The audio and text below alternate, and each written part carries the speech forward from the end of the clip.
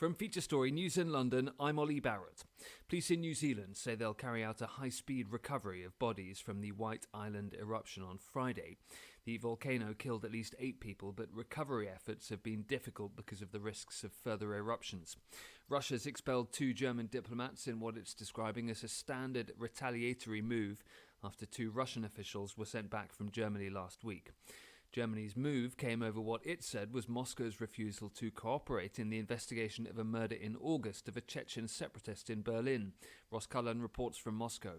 4 months ago, Zelimkhan Khankoshvili was shot twice in the head in a park in the centre of Berlin as he was heading to a mosque. German prosecutors suspect Russian or Chechen involvement, but Moscow denies any connection to his killing. Last week, Germany expelled 2 Russian diplomats over what it says is Moscow's refusal to cooperate in the investigation. President Putin has previously described Khankoshvili, a Chechen separatist and Georgian citizen, as a cruel and bloodthirsty person. Russian authorities had hoped to have him extradited from his exile in Germany. Violent protests have broken out in eastern India after the Indian Parliament passed a controversial citizenship bill. It allows non-Muslim minority communities from neighbouring countries a fast-track route to citizenship.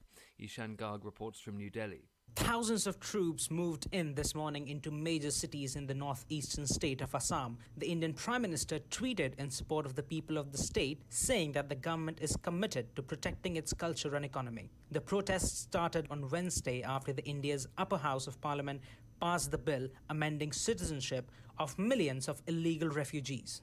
The UK is voting in a general election.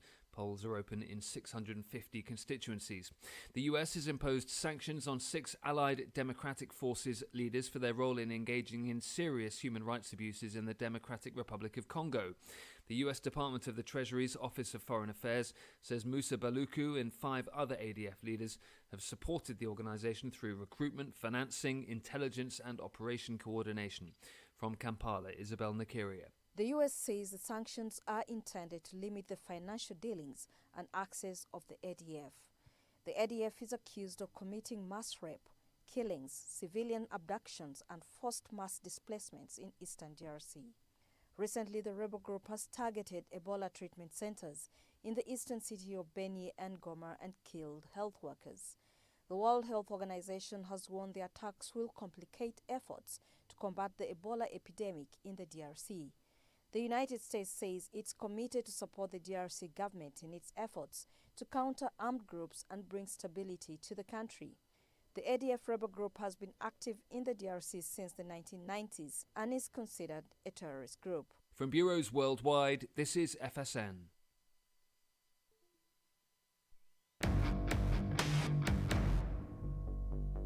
This is a test of the emergency podcast system.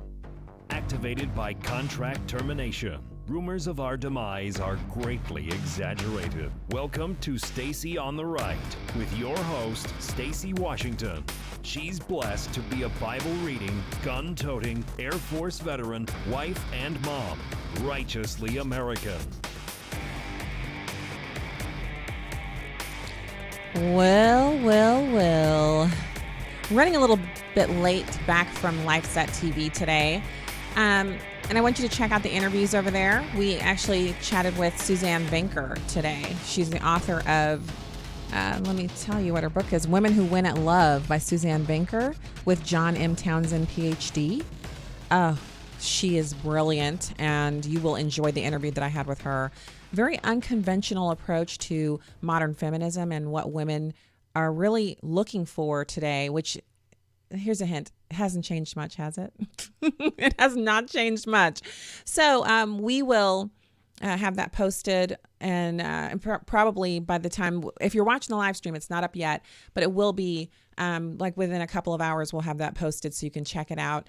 And all of the content is now being pulled over at stacyontheright.com, our newly revamped website. So please check it out and do me the Christmas favor of sharing the show.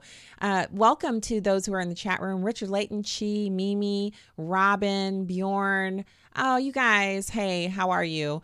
And hello to everyone over at the YouTube live stream, which is actually up and jamming. We got Dolly over there. Hey.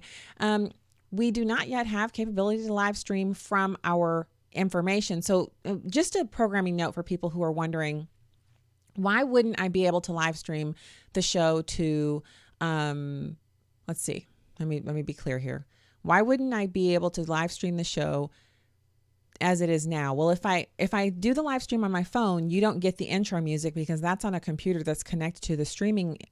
All of this is a streaming, basically computer setup, which means I can stream through this computer to Facebook. But when I can't stream through the computer to Facebook, if I stream on my phone, you don't get any audio. So that's why, I can go live stream on my phone pretty much anytime I want to, but it does not mean you're going to get the audio, which then people usually type into the chat room, I can't hear anything, I only hear you. Well, that's because I'm not using the streaming software because it's not working. And it's only not working on Facebook. That's what's so weird about it. So if you watch the show on Facebook and you're not able to get the live stream that way, then you can head over to StacyOnTheRight.com. And so please, don't be the kind of person who can only watch on Facebook. That's my question. Don't be a person who's only able to do stuff on Facebook, because Facebook is not everything to all of us. And so, hey, Gray Eagle in the chat room. So today on the show, we are going to cover this transgender story. It's a story about a guy who is a death row inmate. He has appealed his case to the Supreme Court with the help of the ACLU to try to get the taxpayers to pay for sex reassignment surgery. So let me give you the details. And I guess this is one of those things where I just kind of feel like, again, first of all, huge waste of our time, huge waste of our resources as taxpayers, huge waste of mental space for the Supreme Court, just unbelievable ridiculousness. So, and when we're done with that, we're also going to talk about the Office of Inspector General report. They were in the hearing. They had a hearing and they went over everything. And they did not cover it on the mainstream news networks. I'll tell you why. You're probably wondering, why did they? I'll tell you why they didn't do that. Okay, so let's start off here with this story. On Monday, the Supreme Court of the United States declined to hear a convicted murderer's appeal to receive gender reassignment surgery, leaving in place a lower court ruling in favor of the Texan prison officials who refused to give the inmate the procedure. So this was the Fifth Circuit Court of Appeals, which ruled that transgender inmate Vanessa Lynn Gibson, formerly known as Scott Gibson, who claimed the prison's refusal to grant the surgery violates the Constitution's Eighth Amendment, which bans cruel and unusual punishment. Gibson is 41 years old, was born a man, but has lived as a woman since age 15, was convicted and sent to prison for aggravated assault in 1995, and then 2 years later, convicted of murdering another inmate while in prison. The inmate, who is eligible for parole in 2021, has engaged in self-harm and attempted suicide 3 times, stemming in part from gender dysphoria, which Gibson was diagnosed with in 2014. Now, you might be right here with me wondering, how do you get to be a death row inmate who's eligible for parole? How can you? Okay. So Gibson was provided with hormone therapy, but denied a request to be considered for gender reassignment surgery. Lawyers for Gibson argued in court findings that the gender dysphoria is a life-threatening disease in this case. And if you're new to all of this, gender dysphoria is where you feel like you're trapped in the body of another person. It's a mental illness. So Texas does not have a policy governing irreversible surgical intervention for inmates. And Judge James Ho said in the Fifth Circuit's court decision, quote, "A state does not inflict cruel and unusual punishment by declining to provide sex reassignment surgery to a transgender inmate." He continued, "The necessity and efficacy of a sex reassignment surgery is a matter of significant disagreement within the medical community." He also noted that no other prison has ever provided gender reassignment surgery. Now, 2 current presidential candidates, or I should say one current and one previous, talking about Elizabeth Warren and Kamala Harris, have both in the past advocated for spending taxpayer dollars on sex reassignment surgery for inmates. Now, remember, they're not in prison because we live in a dictatorship or they, made ill-timed Facebook posts. These are people who've committed felonies and been convicted by a jury of their peers, and now they're in prison. And the answer to that is that former candidate Kamala Harris and current presidential frontrunner Elizabeth Warren want taxpayers, in addition to feeding and housing these criminals, to also be responsible for their mental illnesses and hundreds of thousands of dollars in hormone treatments and a $100,000 to $200,000 sex reassignment surgery. And don't tell me it's cheaper because it's in prison and therefore we should do it. This just, what kind of lunacy are we engaging in here? So that is what we see happening with the story. I'm so glad the Supreme Court declined to hear this and left it with the lower court, because no other outcome would have made any sense. This person has killed another person, albeit while they were in prison. They're still convicted of murder. So no offense, but how is it our problem, or the taxpayers of Texas, or federal taxpayers, which that means you and me, how is it any of our problem to take care of the sex reassignment surgery? Counseling? Okay, I can see where we would do that. But sex reassignment surgery? I think not. So moving on from there. I always like saying this, and so I'm just going to say it anyway because it's fun. Donald Trump is still the president of the United States. And there are so many cool Christmas cards that the president is on and he's singing a song or he's having a song sung to him. It's just so fun. First off, let's cover his rally last night, and then we'll make it over to why they didn't cover the OIG report. Brad Parscale tweeted out about the Hershey, Pennsylvania rally a few statistics, a few numbers that are really important. 23,207 voters identified. 82.5% were from Pennsylvania. So the majority of the people in that space last night were Pennsylvania voters. 20% of them have only voted in one of the last 4% of one of the last 4 elections. So 1 out of every 5 people at the rally last night had only voted in one of the last 4 elections. So these are new voters. 9% of the people who were there last night had never voted before. 20.3% of the people in that space last night were Democrats. They went to the rally to hear President Trump in person. And let me tell you, I've heard him in person now 8 times. 8 times I've heard the president in person. And I can tell you, it's an electrifying experience. He's a great public speaker. But what comes across the most is he has a lot of feeling for the people that he's speaking to. So it's a personal experience. Those Democrats didn't come away hating him unless they were suffering from Trump derangement syndrome. And 18% of the people in the rally last night, 18, like the number that you reach in your age when you reach the age of majority, 18% of the people in the rally last night were non-white. How do you like that, Democrats? So Pennsylvania is looking pretty sweet right now.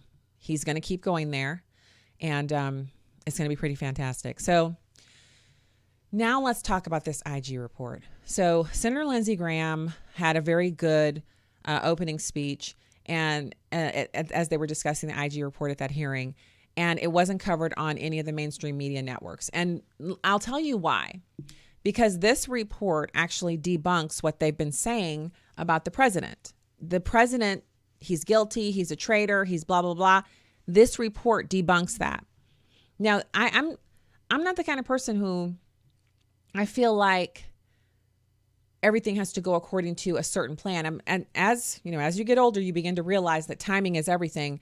And if something you think is logical should be happening, but it's not, it's because the timing is not right. And you have to kind of trust the people who are in charge. Or, you have some stuff going on later where you can hold those people accountable.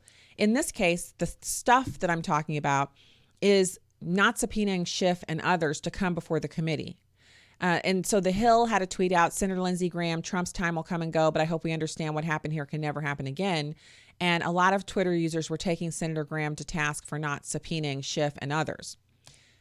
So it could be possible. I don't know anything. Disclaimer, I'm not coming at you saying I heard it. I didn't hear this from any White House person, but it's just possible, if we just noodle this for a minute and use our thinking caps, that maybe the White House doesn't want the Senate to subpoena Schiff right now.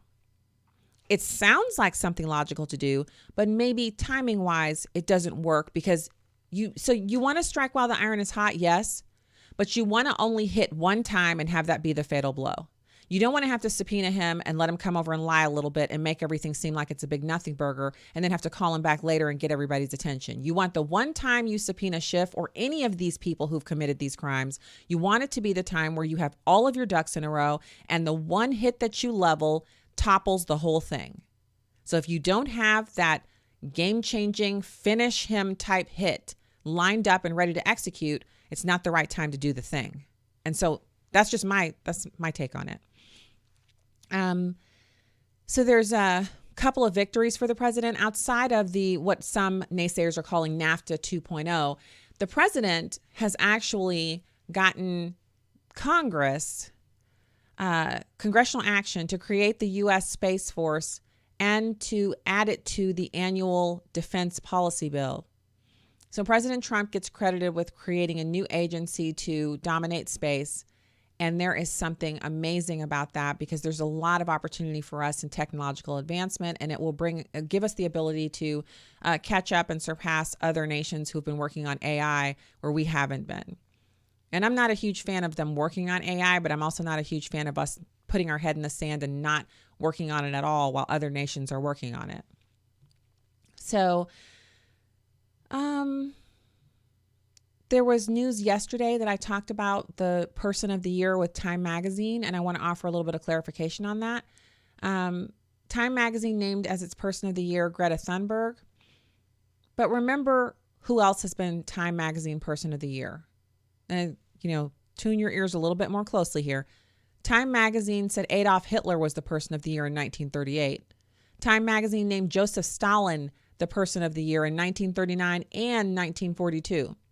Nikita Khrushchev was the person of the year in 1957, and Ayatollah Khomeini was the person of the year in 1979 for Time Magazine.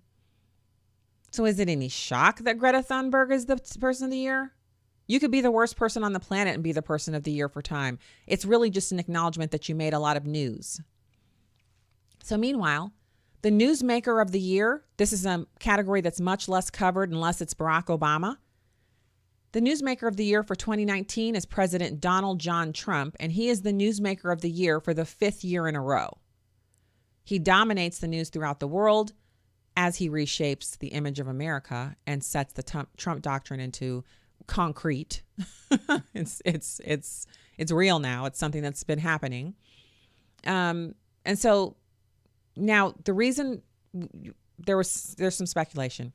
Why aren't they covering the OIG report on mainstream media outlets? Well, because the OIG report debunks everything they've said about the president being guilty of something from the Mueller report, of the FBI being squeaky clean, of the president doing something wrong in the 2016 election cycle where he was supposedly colluding with Russians. The OIG report actually places all of the blame squarely upon the shoulders of Wray and Comey and Peter Strzok, Lisa Page, every bad actor you can think of, they're all thinking about this OIG report and how they can stop it from going on. If they could pull a Hillary Clinton and make it kill itself, they would, because they don't want you listening to anything about it because it debunks everything they've said. Remember, they actually have started this impeachment process, as Nancy Pelosi said to the cameras. They started it back in 2017. What they need to do is that they've laid the groundwork, right? What the Democrats have done is they've said that President Trump is guilty of obstructing Congress. Not a thing, by the way. You can't obstruct Congress when you're in the executive. If you're the president of the United States, you're beholden to the executive branch. That's the branch you run. All of the branches of our government, all three of them, the legislative, executive, and legal. We have the Supreme Court and the legal branch. We have the executive branch. Then we have the congressional houses of legislative branch. So those three branches are co-equal. So the only way that Congress can say, well, we want to make the president do something is they have to impeach him. And that goes before the Senate, which acts as that judicial body. So judicial, legislative, executive. I not legal, but judicial. So when there's something going on that the president doesn't want to participate in, he doesn't have to. He's in the executive. Just like he can't say that Congress is derelict in their duty. He can say anything he wants to, but he can't force them to do anything. He can't force congressional members to do anything because they're in a co-equal branch with him. Same with the Supreme Court. The president can't just ride over to the Supreme Court and say, you gonna learn today, you're going to do this, you're going to do that. He can't do any of that because they are a co-equal branch, and they would just look at him like, I'm not sure what you're doing here today, but we're hearing arguments. So, please do sit in the gallery, or you and your Secret Service folks can take a ride, but we got judicial type stuff to do today. We're the judicial branch. You see how that works? So again, Governor Ron DeSantis has added civics to all high school curriculum as a mandatory thing that you have to have before you graduate. And that thing that I just explained is why. Most Americans don't even understand that Congress is not over the president. The president isn't over Congress, and the Supreme Court isn't over anybody else. The judicial branch is co-equal to the other two, and there is no, well, he's obstructing. How can he obstruct something that is the equal to him? He can either participate in their sham proceedings or he cannot participate. If they want to impeach him and then vote on it and then send the articles of impeachment over to the Senate, and then the Senate takes up the articles of impeachment and holds a hearing, then the Senate must have 67 votes to remove him from office. He could be totally impeached and still serve out the remainder of his presidency and be reelected. See, so, a couple civics classes would help out a great deal. Yeah? No one answers to anybody except the American people. That's the way they set this thing up. So I could go on and on and on, but what I want you to know is that the reason why the media is they've already engaged in a concerted effort to get the president out of office. At this point, with their ratings hanging in the balance, they've already lost so many millions of Americans who are now watching alternative news sources. They're actually looking at the lay of the land and they're saying, well, we got nowhere to go. If we admit that we were wrong, not just for the first 2 years, but for from the moment we laid eyes on him, we've been wrong and we've been lying about him the whole time, we'll never get some of those viewers back. We'll lose even more than we've already lost. So we're going to stick with what we're doing because the end goal is to materially damage him so that he can't be reelected, because Ruth Bader Ginsburg is coming off of the Supreme Court and they don't want an Amy Coney Barrett replacing her. She's just too young. Which, by the way, can I say to you first, I'm so sorry. I need to take a sip because my throat is really. All right. So first, let me just say to you, the judges that President Trump has appointed to the federal judiciary are on average 10 years younger than all of the judges that President Obama appointed. President Obama appointed 55 judges. President Trump is at 50, but Obama did that in 8 years. President Trump has done 50 in 3 years. So, and he has the rest of 2020 to round that out. So there's some statistics on that. Like 1 out of every 5 judges that's sitting on the judiciary, the federal judiciary right now, 1 out of every 5 of them has been appointed by President Trump. The Ninth Circuit is about to flip. It will no longer be the loony ninth. As you see, the rulings coming out of there have calmed down a great deal. And the judicial activism that we've been forced to endure will no longer be a thing because the president is appointing judges that are not only 10 years younger on average, but constitutional, limited government. These are people who are not going to be making law. They're going to be interpreting the law that's already on the books. And it's a glorious thing. So that's why the media is not going to cover the OIG report. That's my long roundabout way of getting to the answer to that. Now, I'm going to tell you, one of the things that's so important about this whole story, about the judges, how it all links up together, about the obstruction that we're seeing from Democrats to the presidency of Donald Trump, all of it, it also is interconnected with the fact that they don't have a good candidate. So if the Democrats had one person that they were all rallying around instead of these fights that they're having, so you can go to StacyOnTheRight.com. And remember I talked about Shireen Mitchell going on AM Joy on MSNBC and saying that certain groups like Tangibles, ADOS, Black Voices for Trump, Blexit, that these are all fake organizations that are trying to trick Black women into not voting. And that the people who were in these organizations were fake. They were bots. They were really white men behind these accounts using images of Black people. Well, I'm on Black Voices for Trump, and I can tell you every one of those people is real. ADOS is real. It's led up by Yvette Carnell. You know, we've talked about her on the show so many times. She's a Democrat. I don't agree with her political bent, but the woman has a lot of common sense knowledge, and her analysis has been spot on what the Democrats aren't doing for Black Americans. And she's trying to hold them accountable. So they're saying she's fake, that she's not real. She's real. I mean, it's so ludicrous. Candace Owens, not real. She heads up Blexit. That is so ridiculous. But that's what they're saying. Shireen Mitchell said it. I've been watching online and seeing some of the other things that people have been putting out. And I can tell you, that's all they've got. That's all the Democrats have in the way of being able to just say, you know what? We can't beat these people, and we're certainly not going to give Black people anything for their vote. So we might as well tell them that the people who are telling them the truth about us, that those people are not real. That's their tack. That's all they have. So, speaking of the judges, I'm so excited about this. It's going to mean a lot for us as Americans. It means you can kind of just sit back, because one of the things I think has been so exhausting about everything since 2012, but even beyond that, even in 2009, it felt like, do you remember a time where you paid attention to politics a little bit? So you paid attention to it when it was something you were interested in, like, hey, there's an election or there's a midterm or there's some ballot initiative here locally. They want money for the zoo. You know, they want to raise my taxes for school, something like that. So you'd pay attention, you'd buff up on the issue, pay attention to it, go vote. And then afterwards, you kind of put everything back on autopilot.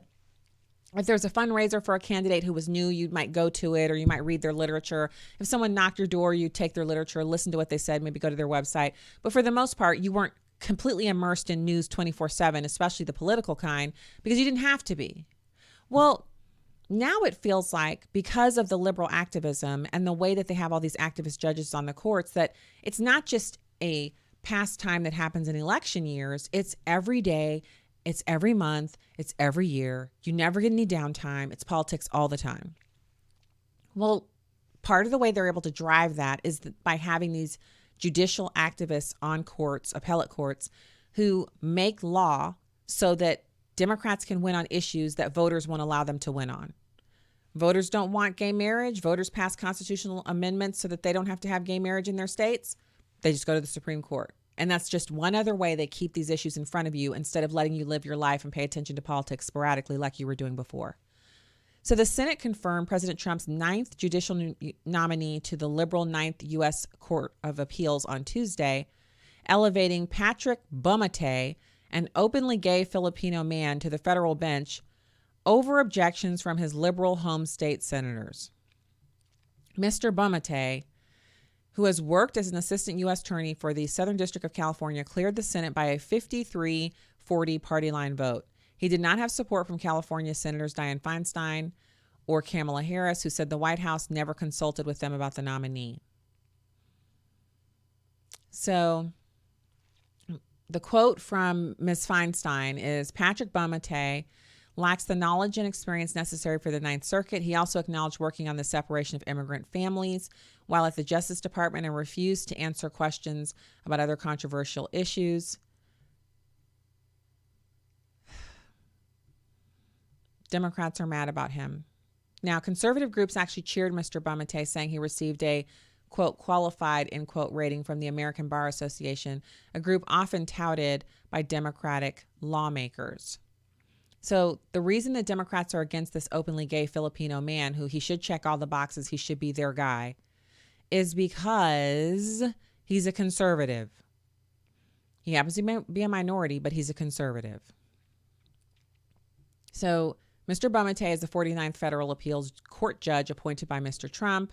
Later on this week, the Senate is expected to confirm Lawrence Van Dyke, another nominee to the West Coast's 9th Circuit Court of Appeals. He will be the president's 50th nominee, court appointment to be confirmed. Mr. Trump's 10th to the 9th Circuit. And it's just gravy.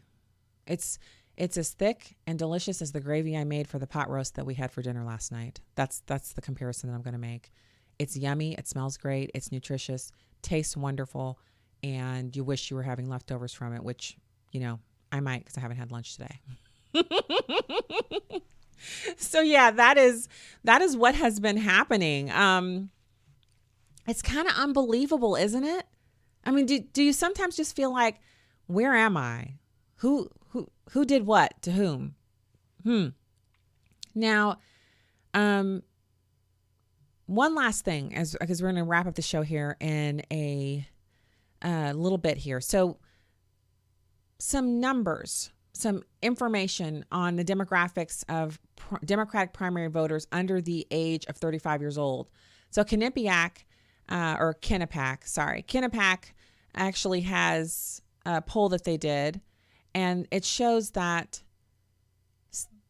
voters under the age of 35 support Sanders by 52%, Warren 17%, Biden 11%, Yang 7%, Gabbard 3%, Buttigieg 2%, Bloomberg 2%, everyone else 1% or less. Notice Cory Booker isn't even in the top 1, 2, 3, 4, 5, 6, 7. He's not in the top 7. Cory Booker isn't. So his campaign's basically over. He just hasn't called it. It's dead. DOA. So everyone keeps saying that demographics are the death of the Republican Party. But are they?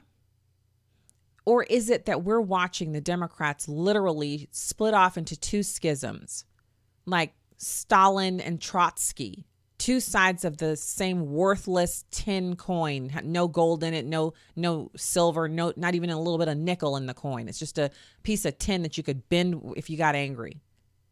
Unbelievable. The Democrats have actually indoctrinated so many millions of kids in America all the way through college that these kids they're living capitalism, but they're voting for socialism, which is just the first bite of communism. It's like the first course. Your salad course is socialism. The main meal is communism. The dessert, utter destruction and societal breakdown. And that's what we got Americans voting for.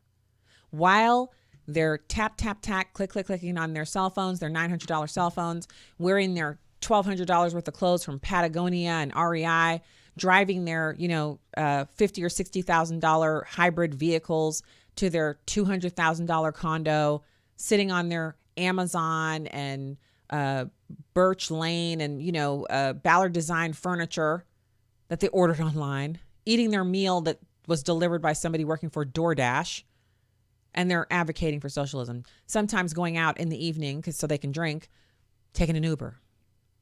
Yeah. Taking advantage of every little bit of capitalism they can get their hands on while voting for and advocating for socialism, which would have them all out in the streets with their unprepared selves, non-prepped. They don't know how to take care of much. They can't even cook their own dinner. They're having that delivered, but they're going to live in a socialist country where you literally have to eat your pets to survive. Come on. Unbelievable. So Mimi in the chat room says that Cory Booker and Mayor Pete need to bow out gracefully. Yeah. But here's what's going to happen. When Mayor Pete bows out, it'll be, well, I wasn't allowed to fulfill my, full, what I could do because I'm a gay man. And this is more discrimination on the part of Americans who aren't ready to fully accept, gay people into society. Garbage, but that's what he'll say. Cory Booker will play the race card. Even though I was Spartacus, America didn't accept me because I'm a black man. Even though we've had a black president. Wasn't Barack Obama black? Didn't we have Bill Clinton, who was supposedly, quote unquote, the first black president because he was a philanderer? What kind of a statement does that say about us blacks in a community of Americans where the reputation for us is you're black if you cheat on your spouse? Give me a break. What this poll shows is that so many of the Democrats don't understand what Bernie Sanders' policies would actually do to them. They're ignorant of the realities of socialism as it would be played out here in America. The rich people would simply jump on their jets and go to warmer climates. They have enough money to live anywhere on the planet, and most of them have dual citizenship in a country that is their backup to America. If you don't believe me, there's a documentary online about how over the past 20 years, the amount of dual citizenship has gone through the roof, but it's driven by luxury, families, rich people, people who own a helicopter or three and have houses in locales across the globe. And they just pick a country that's friendly. And they say, if America ever collapses, we'll just get on our private plane and we'll fly over to this country. And we have passports. And so we'll just, have dual citizenship because we own property there. And we'll just do that. We'll just live there until America calms down. So if you think you're going to capture the wealth of those people, you don't understand what wealth enables you to do. Wealth enables you to insulate yourself from peons who think they're going to overthrow the government. Which, by the way, I don't know how much government you're overthrowing when you have an Amazon Alexa listening to every word you say. You have your Gmail account reading and capturing every word you say. Until just recently, the NSA was recording every word you say into your phone. And the keyword searches are geared towards stuff you talk about when your phone is nearby so they can advertise to you. Exactly what do you think you're doing in secret? Nothing. Okay. So, all right, you guys, fantastic interview with Suzanne Banker that's going to be live in just a few minutes. I'm just looking at all the different things that people have got going on and wondering, how in the world did we get to a place where the Democrats' 35 and unders, their number one candidate that they want to see elected is Bernie Sanders? Unbelievable.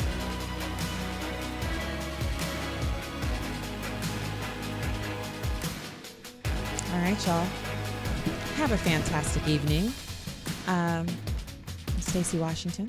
Be back with you tomorrow.